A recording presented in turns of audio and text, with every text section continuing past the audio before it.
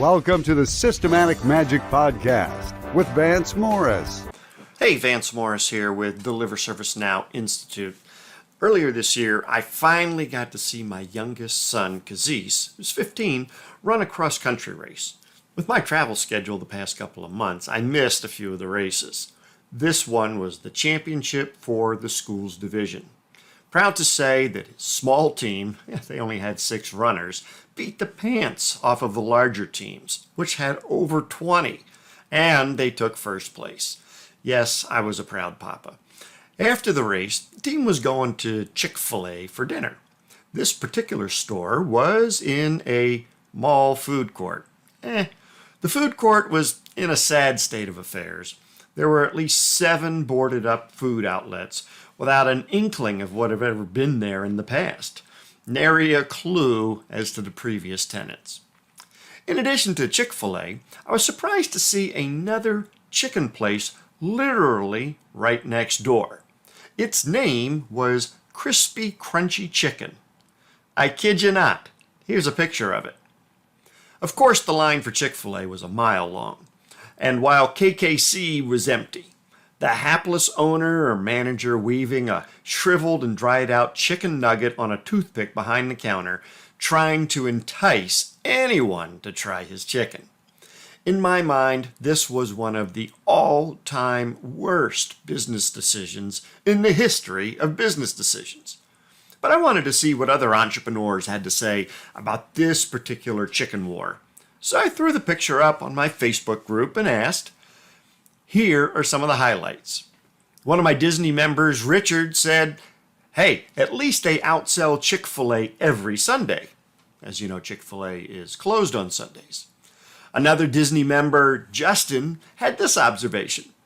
It is the same reason that Burger King is across the street from McDonald's and Universal is near Disney. Proximity. Justin's more of a glass half full kind of guy. And finally, Disney Inner Circle member Alan noted they won't even be noticed, which was my point exactly.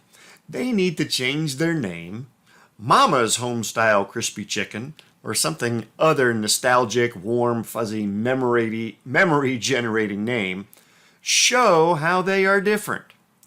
Well, I don't think the owner has the marketing acumen or financial wherewithal to stay in business. He is certainly not suffering from failure orientation. In my flagship book, Systematic Magic, I talk about rule number 4, think like an entrepreneur. By the way, I have 7 rules for prosperity in that book.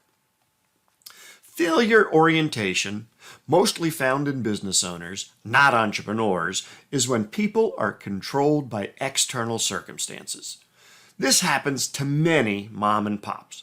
They give up the minute Walmart puts up the coming soon sign on any empty lot. They curl up into the fetal position, cry woe's me, and hide behind mommy's apron. Entrepreneurs are not wired that way. Can I grow vertically? Can I grow horizontally? How do I increase the transaction size? You can learn about the other 6 rules, plus other prosperity secrets by reading my book. And you can get a free copy on my website, deliverservicenow.com. Just pay shipping and handling. I'm down to about 42 copies of these free books, so please make sure you get your order in quickly. Remember, until next time, you won't profit unless you implement. Thanks for listening to the Systematic Magic Podcast.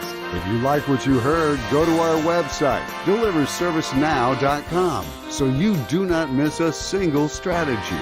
Join Vance's crusade to eliminate poor client or patient experiences around the world. Go to deliverservicenow.com.